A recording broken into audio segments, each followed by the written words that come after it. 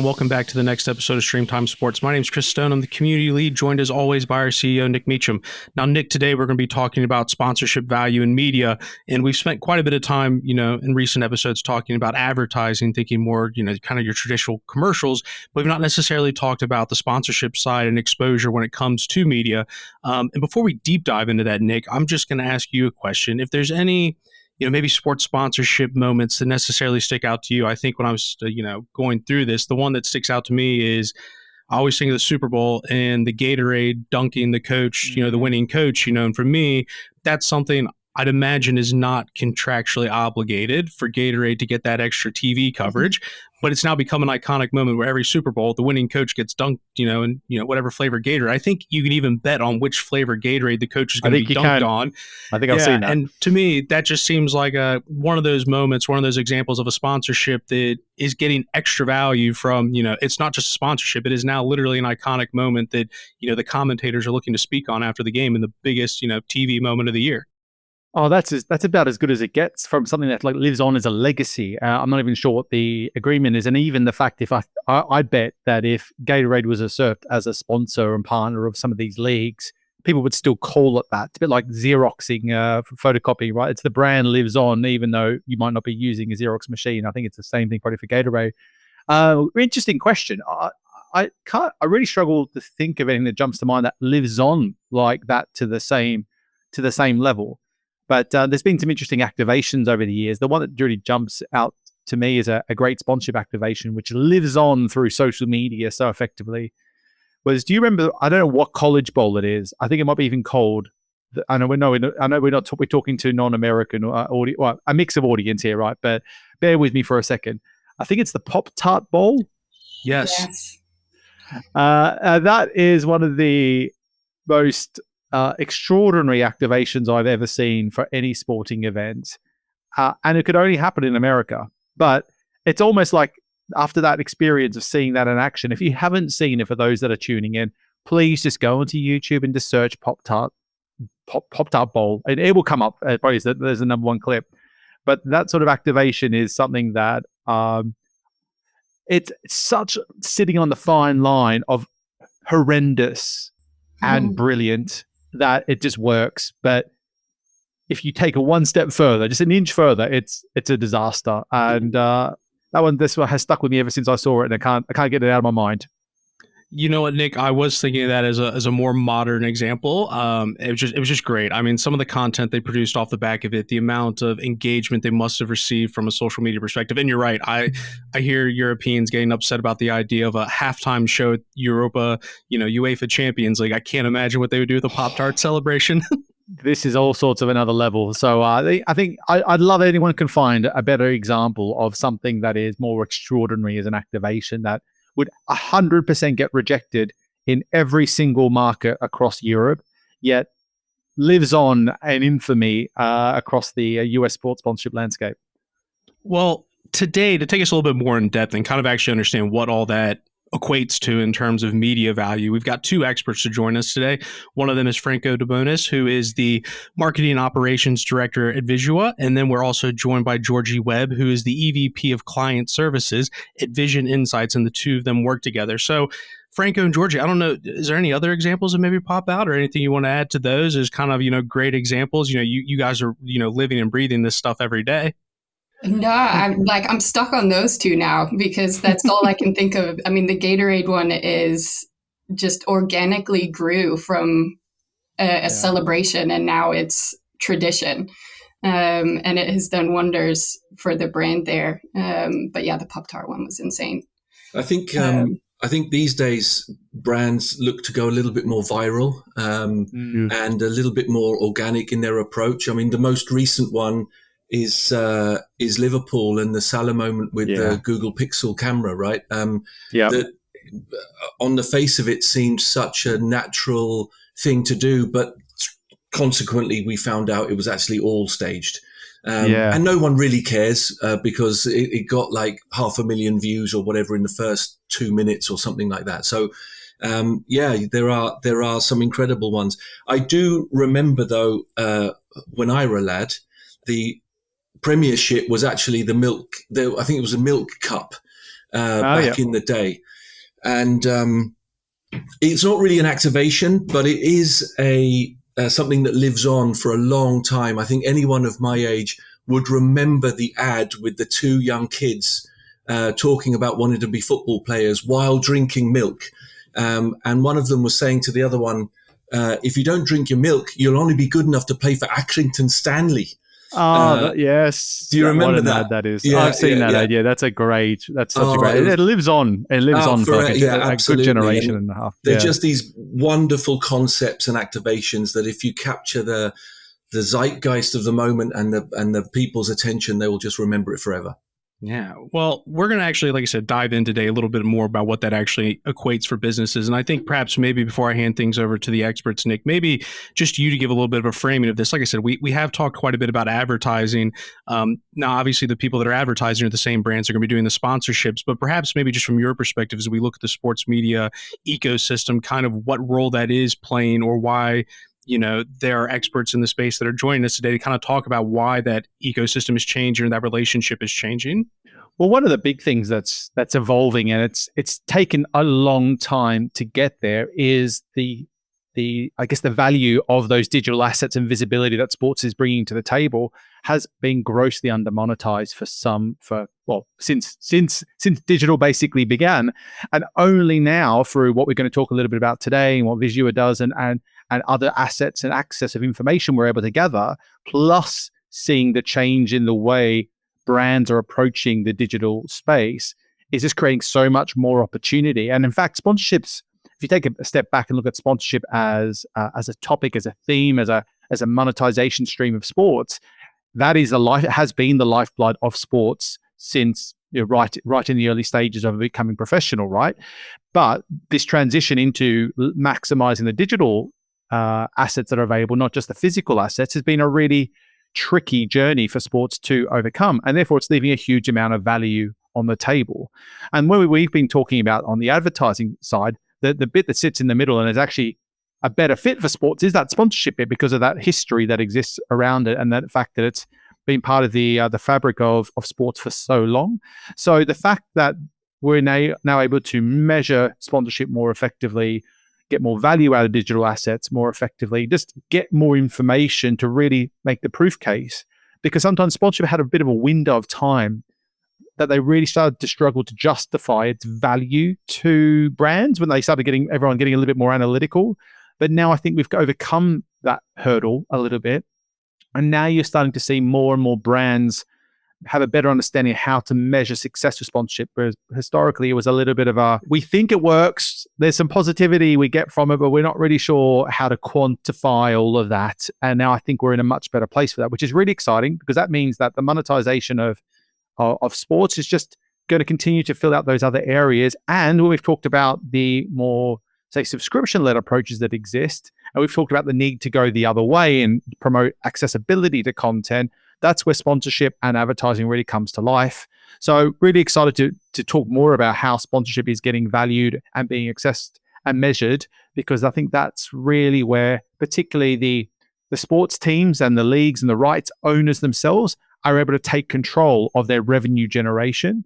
Whereas obviously the advertising side is still in a bit of a middle ground between the broadcasters and the platforms and those who are controlling the live broadcast specifically. But if in this instance, talking sponsorship, you don't have to have any of that control to be able to maximize that value that comes out of sponsorship assets, like what that come through digital and physical. So I hope that sort of sets the scene well. I think it's a really important time, I think an exciting time for the industry, and there's been huge growth in revenues across various markets, which we're going to hopefully give a bit more insight as we go along today. Yeah, and hopefully, Franco, that leads directly into kind of the first thing that we wanted to talk about, was sort of setting the scene a little bit and how we've got to this moment. Nick sort of talked about the increase in data to be able to do these sorts of measurements. Maybe perhaps just give us a little bit of an insight into the work you guys are doing at Visua and how you are helping organizations take advantage of this pivotal moment that we're seeing from a sports industry perspective.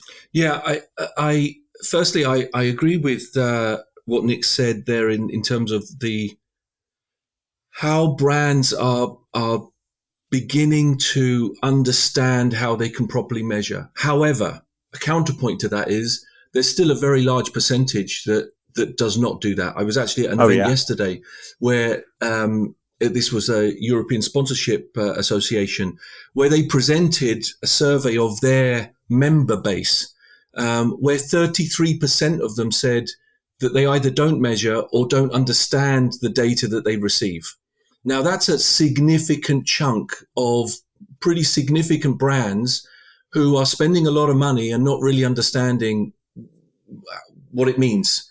I think that's because, to Nick's point, there is a lack of knowledge about what can actually be achieved today. The level of data, the level of granularity that they can get is not really understood. So they kind of flounder in that gray area of, well, we've spent this. The only thing we can do now is look all the way over here and figure out, did the sales go up? And there's a lot of space in between and a lot of actions that you can take to improve your efficiency and efficacy of your sponsorships. We'll get into that more later on. So I think that's a really key point.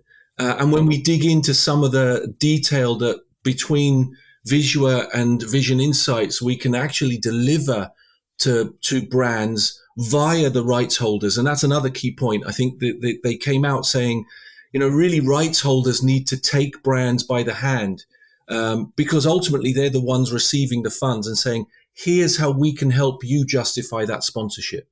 So it's a really, just as Visua and Vision Insights kind of work together to deliver that, it's really about brands and rights holders also on that side working together to figure out what the best outcome can be. You throw agencies in the mix as well, right? Because sometimes they're working on behalf of the brand and they're then receiving the data from the property, manipulating it again, and then the brand gets something ultimately different as well. I mean, just quickly, that point, Georgie, I think is actually one of the main things that has actually held back this industry in a lot of cases, right? Because I don't want to be too negative towards the agency world, but I've heard stories, and Chris, you've been in that world before, that when you're managing multi-billion-dollar accounts and so forth, looking at a basically different way of measuring performance alongside all the other activations and channels you're measuring is very difficult to translate those over on top of each other if you're presenting a massive report on what you've delivered for, say, a client to that scale. Because let's face it, sponsorship depends on which brand, but typically sponsorship is one channel of many, many channels that they approach, not just one call. They might use that asset in a lot of ways. And therefore, that translation for an agency to be able to talk the right talk and make sure they can bring that intelligence alongside everything else they're doing and wrap it in a nice bow and give them to prove that it's validated has been a huge hurdle for the last 20 years in sports, given even when I joined Sports Pro in 2010, it was a thing then that I knew was talked about. So it's only gotten worse. But I think we're on the tipping point. We're just heading back the right way now, and it's getting a little bit easier. Yeah, I agree with you 100%. There was a time when people said you never get fired for buying an IBM, right? And there's been a long time in sponsorship evaluation where the metrics you could say were more vanity than sanity. And when you start delivering real data that shows that actually maybe, and this is still happening today, that Georgie can speak to this, the difference between companies out there and Vision Insights and the data we provide is, there could be differences of millions in the perceived value.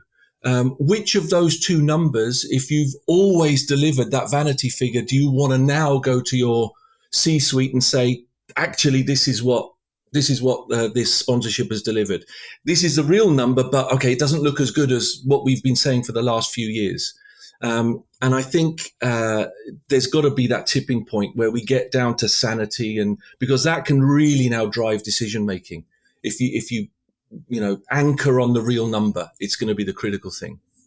And in terms of that, just to give people an idea, could you just explain as best you can, and, we'll post some videos later where there'll be some graphics, some videos, things like that. But just before we really dive into some of this, just tell people what Visua exactly is doing, and then explain some of that relationship with Vision Insights and how the two of you guys are leveraging that.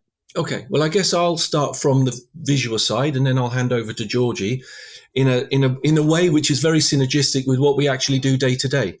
So basically we receive every video of every game in every major sport in the US. They are sent to us, and our system then picks that up, and it goes through a number of phases within that. The first one is where we will identify the commercial sections. Okay, so the ads, we need to remove those sections because obviously those brands are not related to the sponsorship. So those are taken out. Then we have something called segments. In some sports, it's important to understand the context of what is being seen on screen. So PGA, for example, a segment would be what hole are they on? So the PGA want to understand that, okay, these brands were detected on hole 1 versus hole 2, 3, 4, and so on. So that's an important thing. And same goes for other sports, the different context. Once that's done, we go through our brand detection phase. So this is essentially what we call visual AI, computer vision. So it's then fed through, and the system is trained to understand the brands which are important for that specific sport, which can differ. So the brand library for MLB is different to NFL, is different to NHL, and so on. So it goes through that detection phase, identifying all the brands that it can see within the video. The next stage then is understanding what assets, or what we call placements, the brand was identified on, because that's critical. If you're a shirt sponsor, you want to know when your brand appeared on the shirt versus a lower tier or some structure element or a beverage bottle or something like that. So we identify from the brand what is the placement. All of that data is then put together in terms of time, exposure area, and so on. And we even do things like player tagging and object tagging. So not only what object or asset was the brand on, but what player was related to that. So the rights holders can then say to the brands, here are the players that actually delivered the most value to you on this asset in these particular games.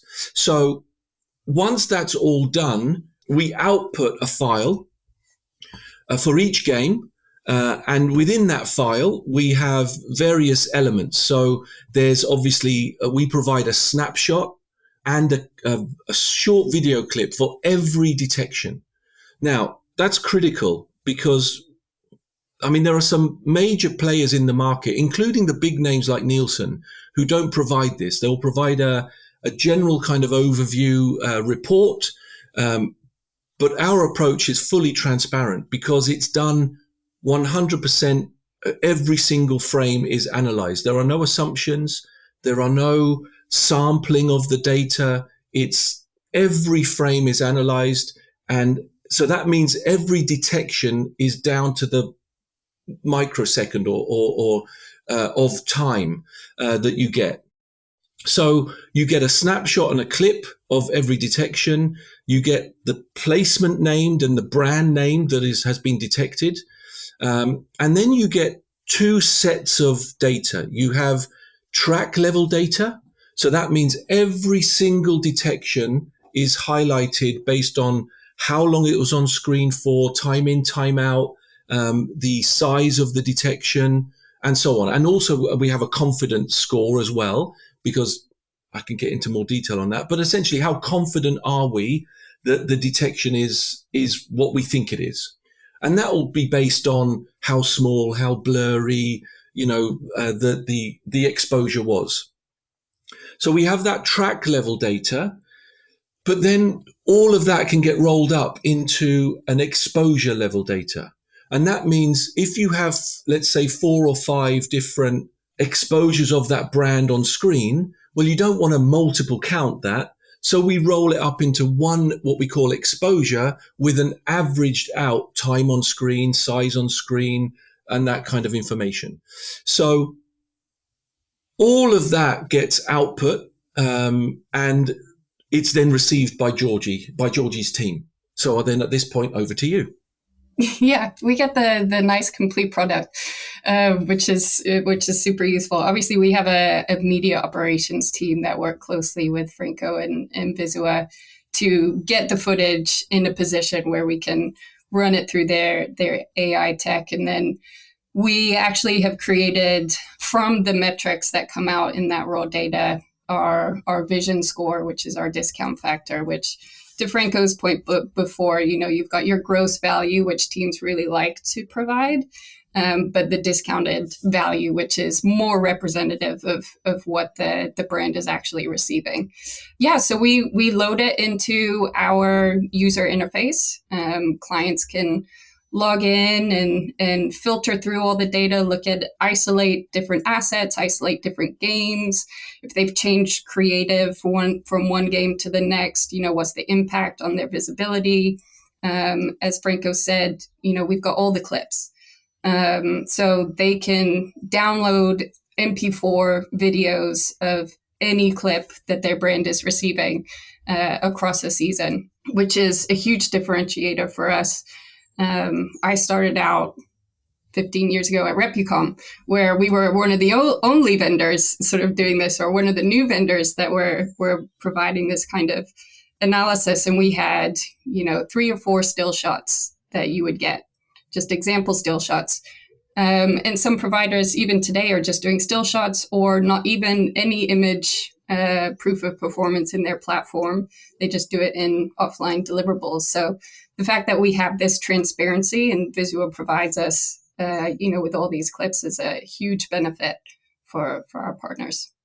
And Georgie, I think the interesting part of that, and Franco, what you've talked about, is what the knock-on effects of having access to that information can be, because then you also can create more confidence and a better relationship between the brand and the rights owner to say, look, we're delivering what we say we are, rather than just telling you we're doing it.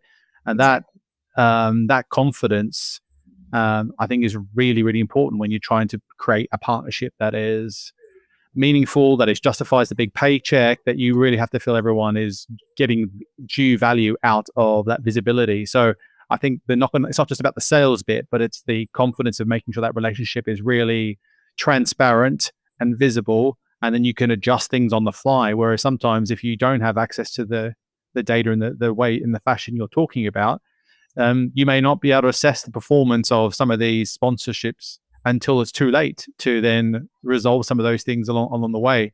So it sounds really important. I didn't realize you were from Repucom days. That's come from my home country, Australia, or Paul That's and right. Danny, which Paul and obviously Danny. I know them quite well. And Chris, I don't know if you know this, Miles used to work for them as well back in the day. Yeah. So one of our former commercial director who's moved on, he's another Aussie who was there as well, Miles Rose. So shout out to him. I think it's his first shout on the podcast so far. Awesome. Yeah. We get a lot of anecdotal feedback from clients in terms of having these clips. And because we're analyzing at 30 frames per second, it's almost like we cannot believe that you captured that. Like, that was, how are you getting this level of granularity for the analysis that they haven't been able to see before? And that's thanks to the Visual team. And I think, just to bring it back to you a bit here, Franco, you mentioned some of the metrics that were being used, and a lot of them being sort of vanity-led metrics. And, I've got access now, and, we might show some clips of it later on. Some of the data you send, it is quite extensive. It is not just, here's impressions, things like that. And to your point, you are measuring things down to the millisecond or how much of the screen's being used. Maybe just talk a little bit from a measurement perspective, how that is changing.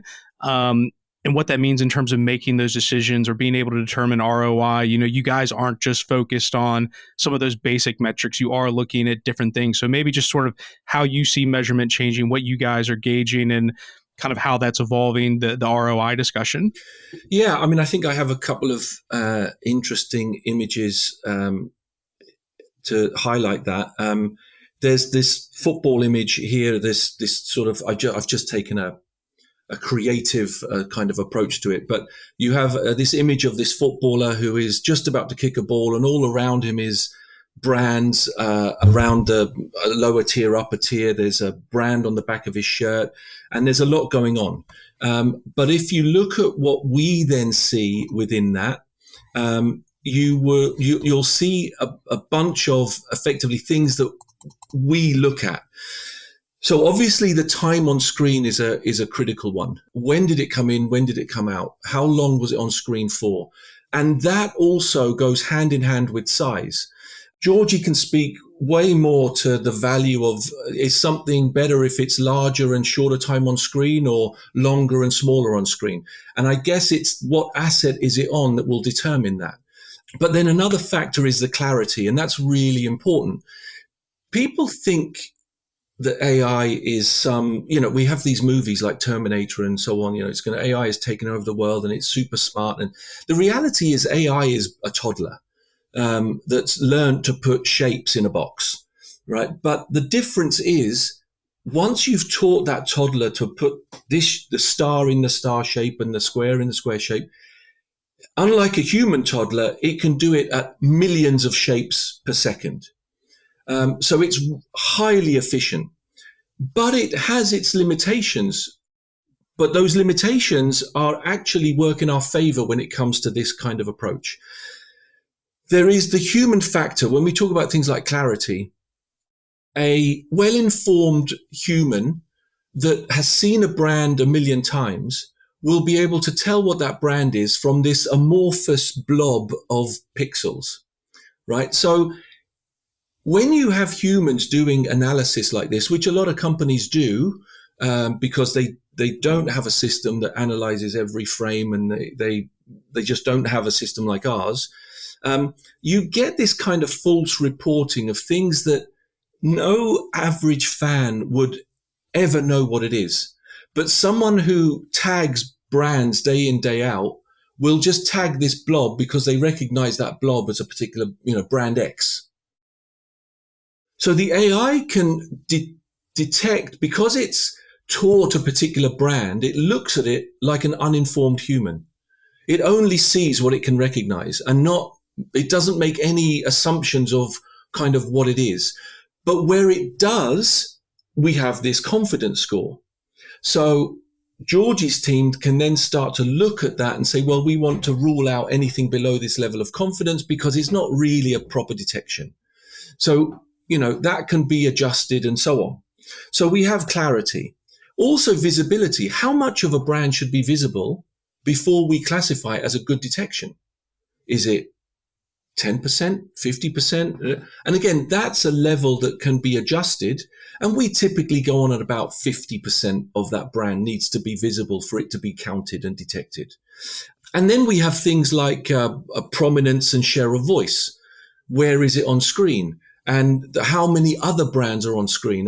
And Georgie's team use this, what they call a clutter score, to then inform their discount based on if there's lots of other brands on screen, then obviously that exposure has less value than if it's on screen, prominent, right in the middle, and it's the only thing visible. So yeah, those are the kind of important metrics that can now be brought out, especially when, as you said, you bring it down to the millisecond of detection. We're not assuming that because it was in frame 1 and it was in frame 31, because they're only doing 1 frame a second, that it's been there the whole time. We can tell that it was there on a fast moving sport, ice hockey. In 1 second, you can be from one end of the arena, the rink, to the other end of the rink. So we get right down to that millisecond of data, and it might have been in, then out, and then back in again. So you get this really accurate level of data of what was visible, combined with all this other stuff of clarity and prominence and share of voice and so on. So yeah, that's essentially what's possible these days once you start analyzing it with this level of detail and granularity. Georgie, I was just wondering to sort of Franco's points there, how do you approach it where do you have things that you keep as many things as universally aligned as possible? Because Franco talked about dialing up or dialing down some aspects of the measurement to measure that value in the eyes of the client. Do you try and keep it universal so there's some universal measures across all of the different clients to be able to determine what's working, what's not? Or do you do it on a client by client basis, what they perceive that to be worth? No, it's definitely, it's syndicated and standardized. We obviously do custom media evaluation as well, but as it relates to the 8 or 9 core sports in the US, all the the four men's majors. We're not currently doing MLS, NWSL, WNBA, PGA Tour, LPGA Tour. It's all standardized so that we can do competitive benchmarking, which is a bigger component of what we do and what we allow clients to access, which historically, again, with other vendors, they get their data, nobody else's data. But we're like, why? They can see everything. So, the Chicago Cubs can see what all the Chicago teams are doing and who's partnering with them and how much value are their partners getting with other teams in the market or across the league. The Bulls have Motorola, the Bucks have Motorola on their jersey patch. Who's doing better for Motorola? We keep it standard so that we can do that kind of analysis. And I'll just add to that. I think the point I was making was that the technology is very flexible in how it analyzes and what the data that it delivers. When we started working with Vision Insights, we did effectively about a year of test analysis before Vision Insights went live, as it were. And that was a massive commitment to the validity and accuracy of the data, purely to dial in some of these, knobs and dials that we can play with to deliver exactly the configuration and the data that Vision Insights felt was most representative and most accurate to the market.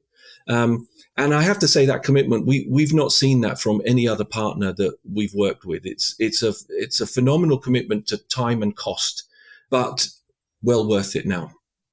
Yeah, we're adamant to get it right. And for our business, we focus on TV exposure. I know we can talk through, beyond broadcast and into digital and social as well. But we want to do that right because we see a lot of vendors who are trying to do everything and they're good. They're like fine at each thing, but they're not excellent at each thing. And so we wanted to invest the year. We brought on Kristen Ilhart, who is the absolute guru of media evaluation in the US. And she's worked tirelessly with the Visua team to get the analysis in a place that we have it now. And we made a lot of strategic decisions early on because of the broadcast distribution. This might be going on a tangent, but the broadcast distribution in the US is totally different. It's very regionalized. Across NBA, NHL, and MLB, you'll have the home team feed and the away team feed, or a game that's nationally broadcast. And in the past, what we had done at prior companies that we'd worked for is just the home feed, and then we would duplicate it. But with Visua, we're doing both. We're doing the home feed and the away feed, and the insights that we're getting on how each RSN is actually producing the game is unreal. Anything close to players, the jersey patch, the benches in ice hockey, you're looking at a 70-30 split in terms of the visibility a brand gets on their home feed versus the opponent's feed, because the opponent feed is not going to show your players. They're going to show their players. And then with the introduction of new digital assets. In the NBA, you've got virtual placements on the center court and 3-point arcs, and they can be different on each feed. So by just doing one feed, you're actually not able to provide a full valuation for a client. Well, I'd actually say you haven't taken us in a new direction. You just, you segued like a podcasting pro into the next topic, where we were going to start to talk a little bit about the fact of what are some of the differences you're seeing on a market by market basis. And, I think from a broadcast perspective, you already highlighted some of the key ones, which is, the existence of the RSN world, whereas, in the UK primarily, whatever game's on Sky or TNT Sports, that's the game that's on. There's a lot of different intricacies. So it would be kind of interesting, from your perspective, you've talked a little bit on some of those, but just some of the differences in the way sponsorship is either being measured or the effectiveness of it from a U.S. market perspective, maybe compared to a European market perspective. Because Nick kind of said at the start of the show, our audience is kind of covering both of those markets pretty well. So it would be kind of interesting to hear a little bit more, both from your guys' perspective, sort of what those two different marketplaces look like in terms of how sponsorship is being effective from a media perspective. Yeah, definitely. I can certainly speak more to the US. I'll let Franco touch on Europe. But in the US, if there's a space, they're going to brand it. Particularly, obviously, NASCAR, but baseball as well. And Globe Life Field. Now, I was looking at their data the other day. It's like a NASCAR car. It's like everywhere. It's just everywhere. And what we're doing as well is not only measuring the exposure of corporate partners, but also league IP, the team IP, broadcaster IP, because these are white space opportunities down the line, right? So, if in the NBA, they move from a patch to the entire front of jersey where the team name is, we're going to have that data. But yeah, they brand everything, and it can be quite regionalized because of the broadcast distribution in terms of the sponsorship portfolio. So you'll have, local restaurant chains having sponsorship packages, or the regional hospital network, or, the local auto dealership rather than the national brand. And this is where we can also help teams as they go to sell and pitch with having this home and away feed analysis. An example in hockey is the home and away bench.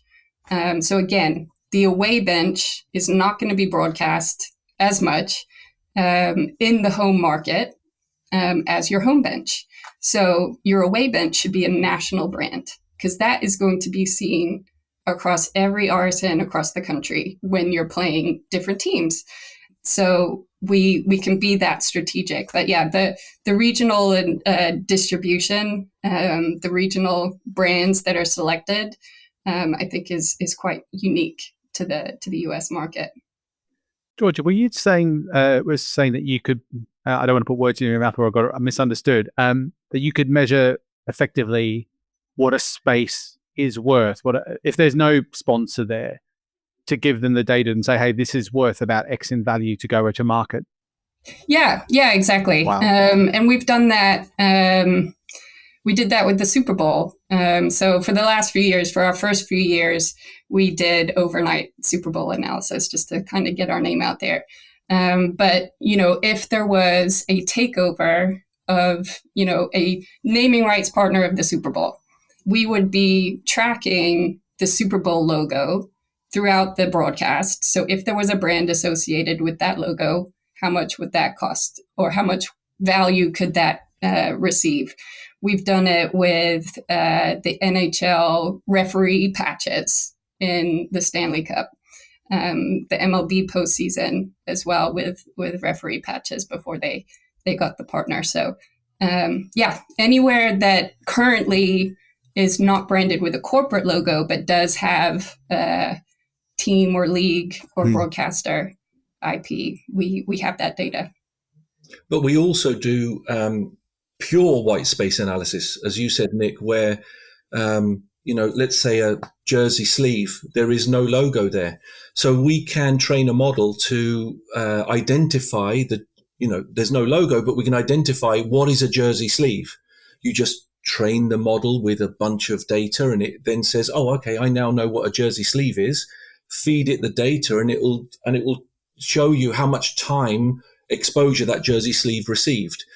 Naturally, then you would be able to say, okay, if there was a logo there, this is how much exposure that logo would receive. But obviously, George, you were talking about the US side. I mean, Franco, for those who spend time in Europe, they are clearly not as brand centric of putting things wherever they can, which comes with its pros and cons for the market. what do you therefore measure? I mean, you talked about the clutter metric. I think was one of the ones you talked about. Does that score really highly then in Europe versus the US as a result of that? It's actually, it would be a little bit lower because there's just not as much exposure of brands on screen at the same time. I think that obviously we have clients in Europe, and the key difference is how much more granular American rights holders and brands want to get in their data. It's not just about, as I say, it's not just about jersey. We have data going to Vision Insights where the requirement is jersey front, jersey back, jersey sleeve. In some cases, sleeve left, sleeve right. Cap, it's not just a cap. It's cap front, side, back. So the amount of analysis that happens, which then allows rights holders to inform brands in a much better way of, look, if you were instead next year, if you were to take the, it sounds obvious, right? But if you were to take the front of the jersey, or in some cases, actually, if you take the back of the jersey, you get more exposure than the front in some particular sports. So you just get this level of granularity and depth in the data that we don't see in Europe. Also, in the US, as Georgie said, you get these virtual insertions. The amount of virtual brands that are placed in the footage, and I don't just mean graphics. I mean in place. In NHL, the dashboards are basically overlaid, and you have on-field stuff, and you have So there's a lot of virtual insertions that happen, and like you look at one of the biggest rugby tournaments in the world, the Six Nations, and still when people fall over on the pitch or they're scrummaging or whatever it may be, they get up from the middle of the pitch and they're just black from the Guinness ad, right? So, I mean, it's literally still painted on the pitch. That's the level of difference, whereas that just wouldn't happen in the US. And the advantage of making it digital is that you can do this highly personalized. If you're sending the feed, people watching in South Africa could see a South African brand there instead of a European brand. So it just gives that level of sophistication, which just isn't quite there yet in Europe. Do you think, Franco, that I will give a thesis, and you can agree or disagree? It's just a lack of understanding that sits in Europe about the value and impact that level of branding has to a brand in the space. Because we run events. I've been to countless events. I've heard countless sponsor execs talk, and they always make a big point of, they don't just think about, they don't want to just have their sticker on the shirt, and they want to tell stories and so forth, which I get. But I don't hear that same mindset in the US, because they do really, it seems like they really understand the value of having brand visibility. They're not looking at, like, it's almost like in Europe, they talk about it as a negative, having that brand visibility almost in weird ways. And sometimes I've heard it talk with that sort of tone. Whereas in the US, it's completely the opposite. It's all positivity. So do you have a thought on that? Yeah, if you're thinking about what Georgie said at the beginning about the RSNs and the ability to display different brands and even local brands and so on, and the fact that so much is branded in US sports, when you don't have that in Europe, it's almost seen as crass to have too much branding, right?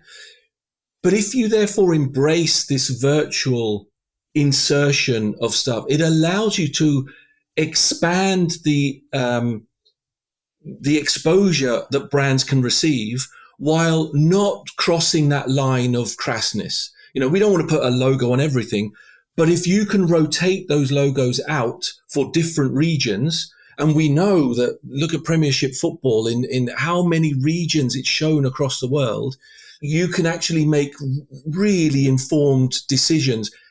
And if, to your point, if you have the right data, you can start to really put two and two together and say, okay, well, this placement, this asset delivers huge value.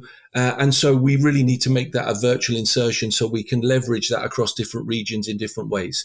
So yeah, I think it all comes together based on when you have the right data, you embrace technology and move forward with it, and you think about regionalization, you can just achieve so much more. Well, I was actually, Georgie, going to give an example of actually going off the track when, Franco, you were talking about the regionalized assets. One of the things I love to talk about is piracy. And I find it really interesting because that's when you find out people are pirating content. I think it was Vinicius Jr. Was in Paris watching a football match, and he had a stream in the background. Everyone's like, that stream is clearly coming from Australia, so you must be using a dodgy Fire Stick. So I love the digital ads because for some of the still shots they get. But back on track to what we were talking about. So Georgie, Franco sort of talking about this American-European mindset. I'm not going to ask you to put an exact dollar amount on it, but is there a rough percentage you could say of money that's being left on the table because maybe European sports properties maybe aren't taking the same, I guess, maybe not ruthless approach to it, but this more like objective approach? Is there a percentage of money that's maybe being left on the table? That would be tough to estimate. I will say that it's not every U.S. sport. The NFL, for example, has a lot of regulations at the league level in terms of what brands can be near the field, and the broadcast production of an NFL game is very focused on the field and the players. So an NFL property will need more than just TV valuation to provide back to their partners, because all of their partner assets typically are, in the upper tier, on the scoreboard, things like that. So it's almost like lucky if you get exposure across an NFL match. But yeah, the traditional, NBA, NHL, MLB ones are there's a lot of value, especially MLB pitcher's mound is now a graphic insertion. And you think about how often that view from the pitcher to home plate is in a 3.5 hour broadcast.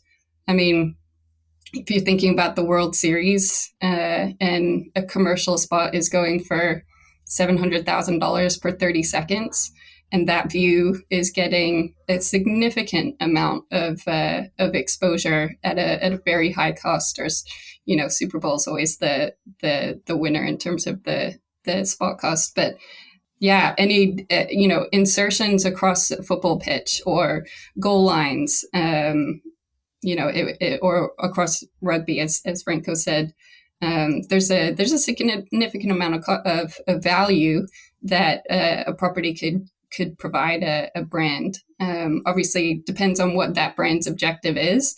A lot of brands come in just to raise awareness, and so having just a brand logo is fine for them. Others have the awareness and they want to spread a particular message, in which case, they're looking for a different type of activation. But so, Georgie, just on then you mentioned the example of the MLB and the 30-second ad for the World Series.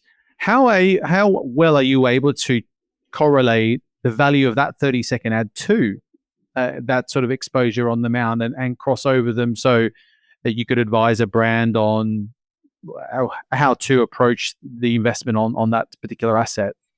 Yeah, so that's actually, different vendors use different methodologies to sort of translate duration into value. We partner with aggregators of media spend. So Home Team Sports for the regional networks and Guideline for national broadcasts. So we know how much brands are spending to have commercials run in that specific game. And we use that dollar amount to translate our durations into that sort of gross value, which is why our gross value is called the equivalent commercial value, which we find is a very easy methodology for agencies and brands to understand. And it's in like terms. So you're spending this much across your advertising campaign. This is the TV exposure value measured in exactly the same way. So the last thing I want to move us on to is conscious of timing, but it is something, we've alluded to a little bit, and we've spent quite a bit of time talking about, media value. We've not talked about beyond just traditional broadcasts and just the role social media plays. And Franco, I think this may be an area we lean a little more into yourself in terms of what you guys are picking up. But the live sports is just one part of it. It's obviously the most expensive part for broadcasters to pick up, but that, I talk about all the time. I maybe watch 6 hours of the NFL on a Sunday, but I watch probably triple that amount on YouTube and social media across the week. That actually the time I'm spending is being, exposed beyond that. And just, you provided a couple different stats. You provided a good example of Tiger Woods, in our conversation beforehand, just talking about what this means for sponsorship beyond broadcast. Be good just for you to kind of frame that a little bit, some of the value that's out there. Yeah, and I think actually in terms of, I think the US market is getting in on this more than Europe. And it's this joining together of social data and broadcast data, because our technology can be used equally as well to analyze video and images in social media feeds as it can for broadcast footage. So if you can extract all of that data and put it with your broadcast footage, you can then have a holistic view of what that sponsorship of the team or the stadium or whatever it may be, broadcast graphics, whatever element has delivered for you. And it's really not happening so much, certainly not in a connected way in Europe. Obviously, people analyze their own social feeds, but they're not looking at, as you say, Chris, think about a key moment in a game, in whatever game you're thinking of. That Tiger Woods moment, which is still viewed today and still, and the count is rising. Those moments live on for a very long time. And get significant views. You're talking, from the stats I've looked at, even 3-4 years ago, you were talking about a 10% addition on top of whatever broadcast exposure. And that was that many years ago. I couldn't find anything more recent. So you're talking about a significant percentage added on purely in terms of impressions. If you then start to value that, because those are key moments. So you're talking about, your brand's going to be front and center potentially, or what it's going to be. So Georgie's team would value that in a very different way. So yeah, I think it's a big missed opportunity in truly being able to bring all of that data together and understand your different activations and how they're working, not only from your paid, but also earned exposure. So yeah, that's, I think, key. Another area that the US might be a little bit ahead, because there are probably 2016, 17 is when a lot of just social media evaluation vendors came out. The Gums, which is now Relo, Zoom, Blinkfire, and they have really sort of focused initially on social and then spread out to include TV. So they went sort of the opposite direction. I was just going to say and the ability to even translate some of those things, Franco, to the language and the like-for-like metrics that agencies are using for the broadcast is, again, just another way to bring all that, synergize all that data together. So brands can really think of things holistically rather than in isolation. Yeah, I mean, you've got, if you think about the pure footage, those replay moments, which are broadcast on social, it's the same footage. It's just additional views. But on top of that, you have all the fan stuff. If you're a jersey sponsor, you've got the fans showing before, during, after the match. All of that content is there as well. So you also have things like, a really brilliant activation by John West, the canned tuna company. And they figured out that obviously they are sponsoring they sponsor in various countries, but in Ireland, they sponsor the GAA, which is a, regional sport, and it's the national sport. So it's key. And so what does tuna have in common with sports? Canned tuna, protein, and athletes need protein. So they didn't, to Georgie's point, they have a brand sponsorship for in-game footage and that kind of stuff, but then they activate around it this protein message. linked to assets related to GAA and so on. So, and that's in social, it's in advertising, and even in person, real life activation. So you start to pull all of this together and you have a very different idea of what's working and what's not working and where you need to invest more or less or so on.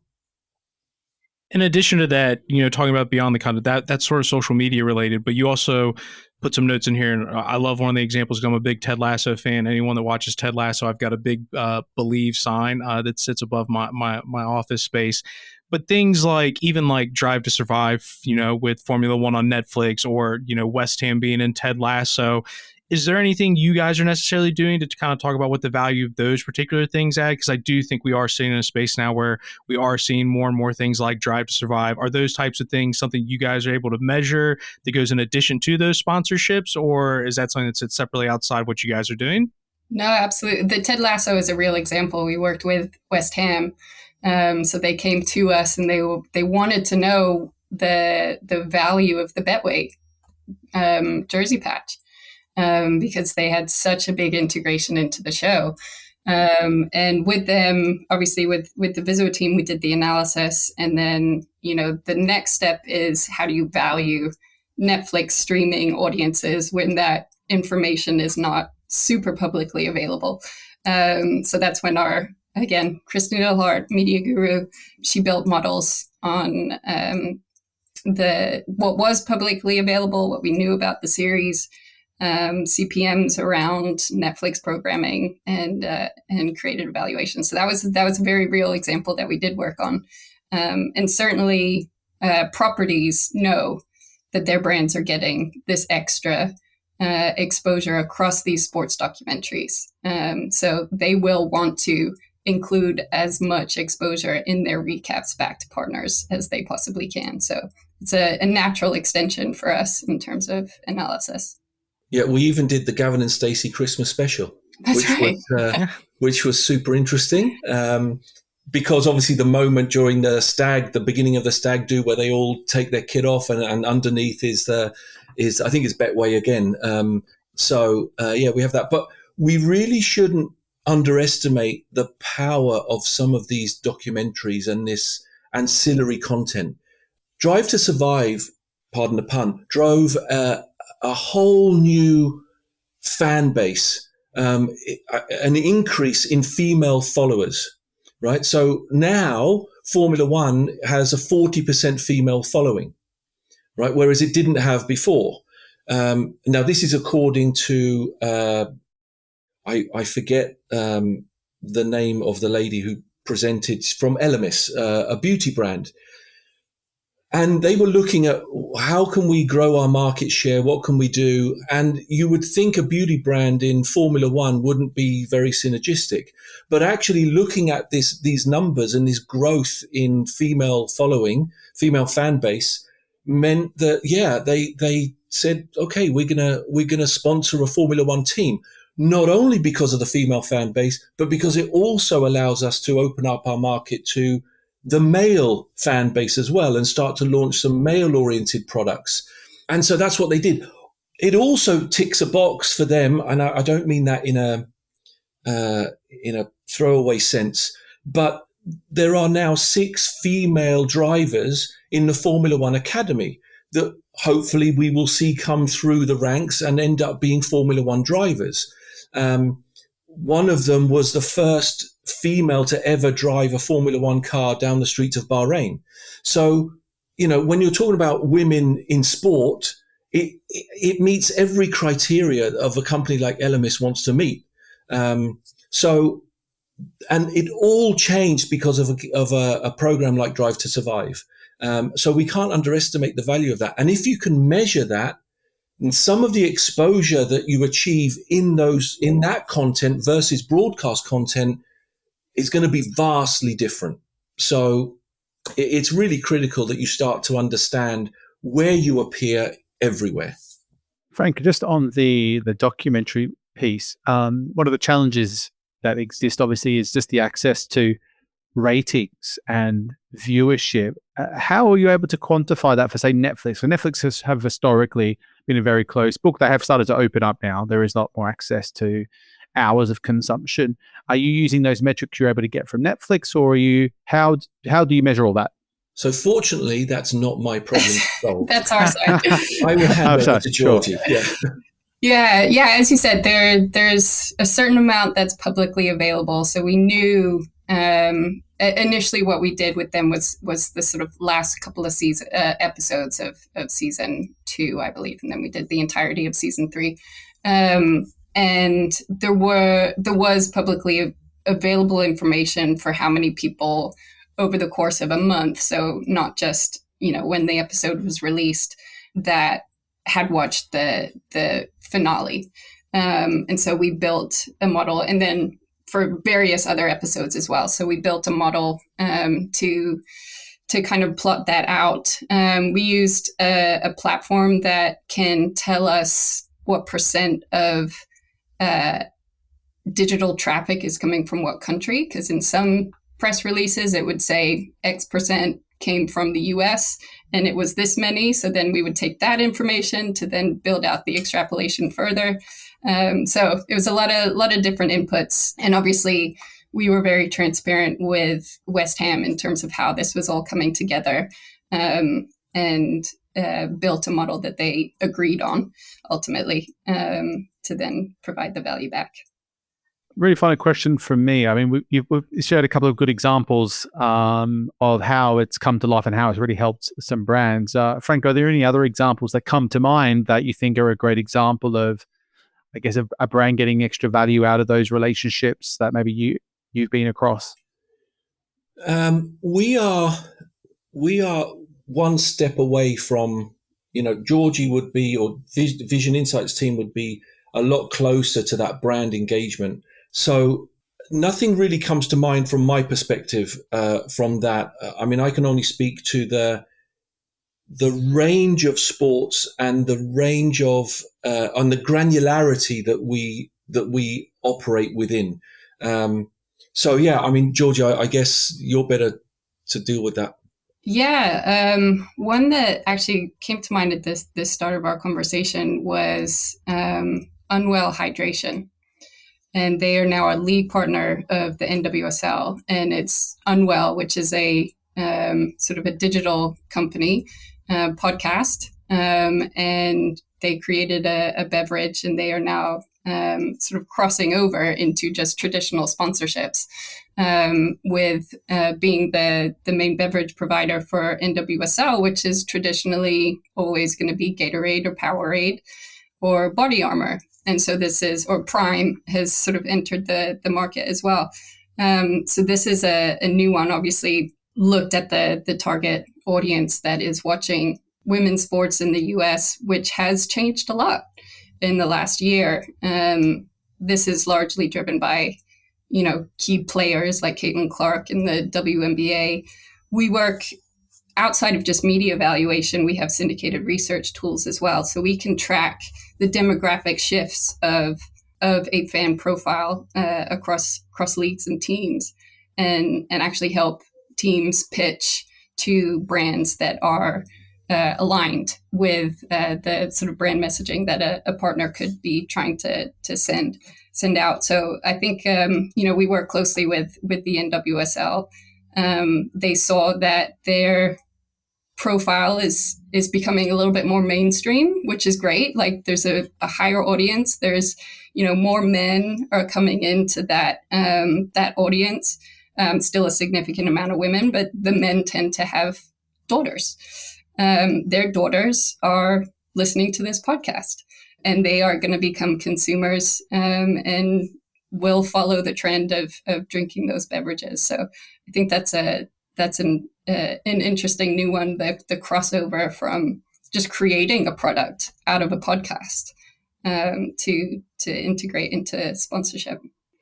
Well, that's an excellent example and wraps things up nicely. And, Georgie and Franco, I apologize if I take you brought you a little late. Maybe you're going to miss your next meetings, but it was a really interesting conversation. I love some of the examples. I certainly feel like I learned a lot, some of the data you're talking about, 70% versus 30% home and away, things like that. There's a lot of really great examples. And I think, Franco, you did a good job explaining sort of where the technology is now making these sorts of valuations more possible. But I found this to be a really fascinating and enlightening conversation. So I appreciate you, Franco and Georgie, coming on and joining us today. Thank you very much. Thank you for having us. Thanks, both. Now, before you go, if you liked what you heard today, be sure to rate and review and just let me know what you think on social. You can find me on most social platforms as Sports Pro Nick. And please do spread the word of the podcast. There's no better way of marketing than word of mouth, whether that be in person or on social media. And if you don't like what you've heard, or you think we should be doing more or less of something, then reach out and let me know, as I'd love to hear from you. Thanks, Stream Timers. Until next time.